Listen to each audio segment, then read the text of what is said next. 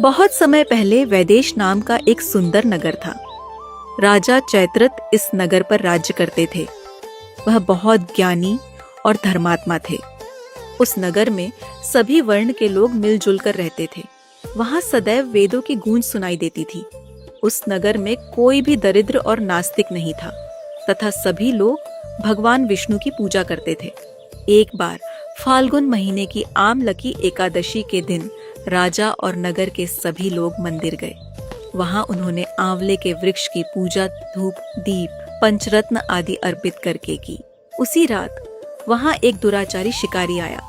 भूख प्यास से व्याकुल होकर वह इस मंदिर में आया और एक कोने में बैठ गया और आमलकी एकादशी का महत्व सुनने लगा। उस शिकारी ने सारी रात भक्तों के साथ व्यतीत की। सुबह सब अपने घर लौट गए।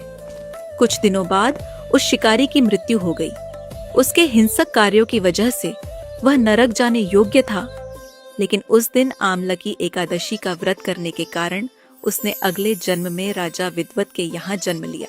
उसका नाम वसुरथ रखा गया। वे बड़ा होकर एक कर्मवीर राजा बना।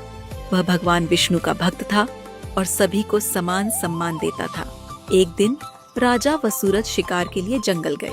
वह रास्ता भटक गए और एक पेड़ के नीचे सो गए, परंतु कुछ समय बाद वहां डाकू आ गए और वे राजा को अकेला देखकर उन्हें मारने के लिए दौड़े। तभी राजा के शरीर से एक दिव्य देवी प्रकट हुई। उन्होंने सभी डाकुओं को मार दिया। जब राजा जागे तो उन्होंने चारों ओर मरे हुए डाकुओं को देखा और सोचने लगे, इन डाकुओं को किसने मारा है? तभी आकाशवाणी हुई, हे राजन, तुम्हारी रक्षा स्वयं भगवान विष्णु ने की है। यह सुनकर राजा ने भगवान विष्णु को धन्यवाद दिया और नगर लौटकर वापस सुखपूर्वक राज्य करने लगे। जीवन के अंत में उन्हें वैकुंठ धाम प्राप्त हुआ।